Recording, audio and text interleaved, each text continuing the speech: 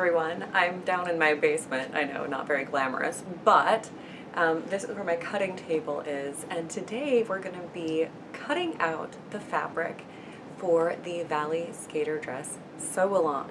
So, the Valley Skater Dress is a pattern by Sinclair Patterns, which is free. I'll put a link to it down below. And I also have a video I did earlier when we were planning and ordering fabric and figuring out the fit for our garment. So I'll put a link to that as well.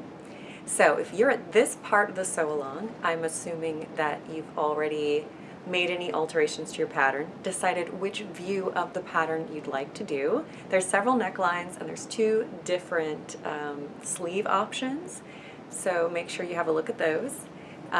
Also, you've washed and dried your fabric. The Valley Skater Dress is made with knit fabric, so you just want to make sure that you're using one that has the appropriate amount of stretch and is going to work for the pattern. All of that is in the tutorial for the pattern. There's also an excellent cutting layout for the pattern. So, all right, without any further ado, let's get on with the next step. Okay, so here is my fabric. This is a double-brushed poly fabric. This beautiful blue kind of large floral. It has a lot of stretch, a lot of recovery, and I have it laid out on the double fold, which means I put the fabric on the table, wrong side up, and then folded it in on each side to basically have two folds, so fold and a fold here on these ends. What this allows me to do is to get a lot more cut out. So I'm going to be cutting out everything but the front facing waistband, like the waistband that goes on the outside of the dress, because it's double waistband, so there's two unfold, one that shows and one that's on the inside, and I'm using a contrast fabric for my inner waistband. I've got my scoop neck front, I've got my scoop neck back, I've got the neckband for the scoop neck. You want to make sure, because there's several different neck bands, there's one for the cap, like the really high neck, the crew neck, one for the scoop neck, and one for the boat neck. So make sure your neckband is the same neckband as the dress you're cutting out. Our inseam pockets, we need 4 of those, and we need 2 sleeves, and I'm doing a short plain sleeve. So I'm going to get this laid out and cut it out, and I'll probably speed it up a little bit so you guys can see what I'm doing, but you don't have to sit through the whole thing, and I'll be back.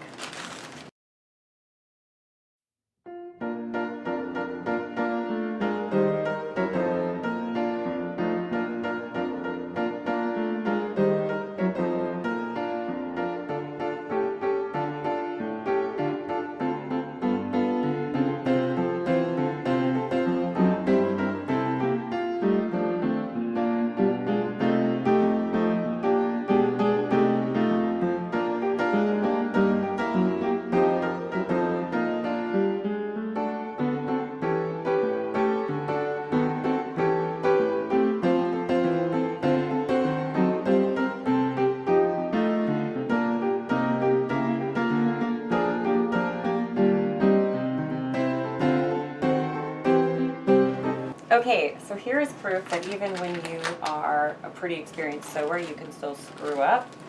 I did not cut my center front on fold, so I had a center front seam and did not have seam allowance for it. So we are going to just cut a new center front on fold.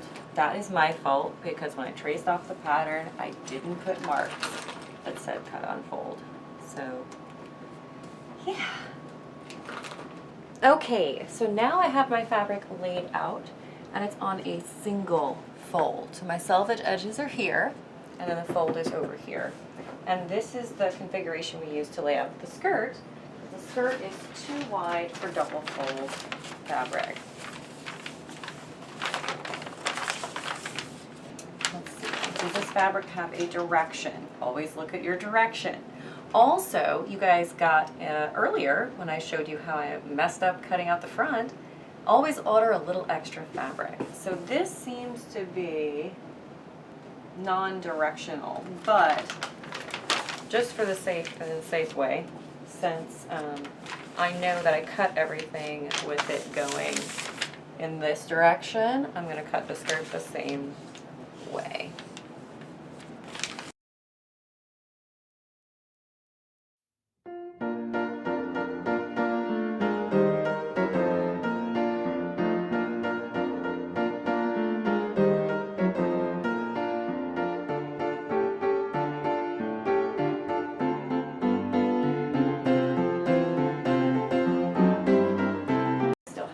Plenty of fabric left over. So this is not, even with the pleat skirt, this is not a fabric hungry pattern. All right, I'm gonna go ahead and mark my skirt because we gotta mark in those pleats.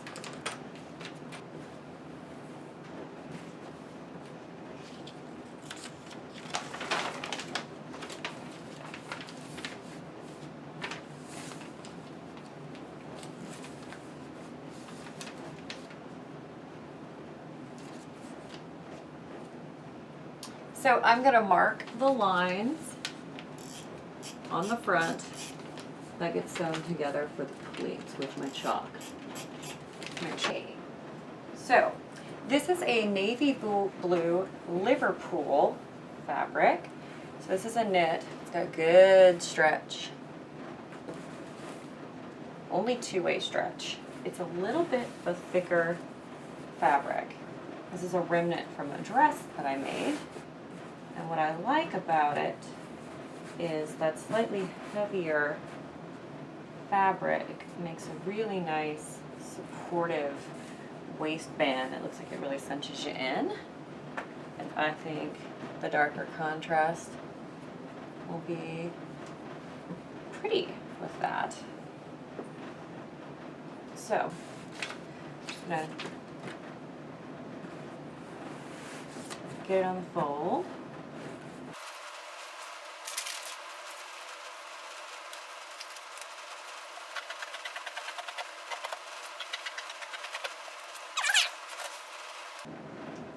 And then I'm going to make sure I mark the center front of the waistband as well. Just to make sure everything's nice and even when it sews to the dress. Okay, so now let's do an inventory of our pattern pieces that we've cut out to make sure we've got everything we need for the dress. We've got a skirt front,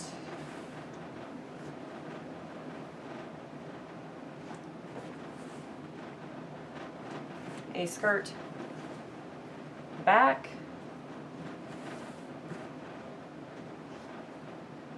one, two, three, four pockets,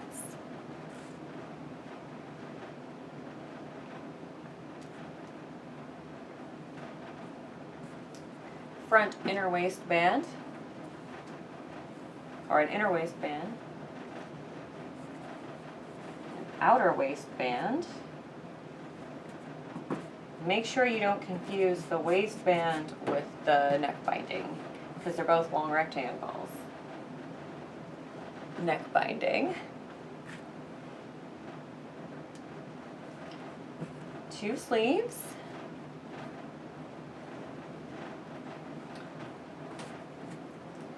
Front bodice on fold. If your front bodice looks really short and really small, don't worry, it's a stretch knit and you are putting a waistband in there. So think about it. There's a waistband that goes, boom, right there. So that should be fine. And then finally, a back bodice.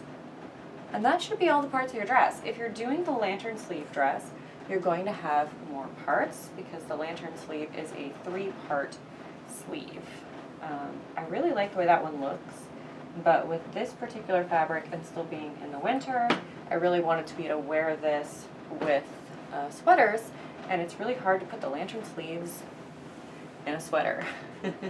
Not a lot of puff sleeve tops. Ask me how I know they don't fit.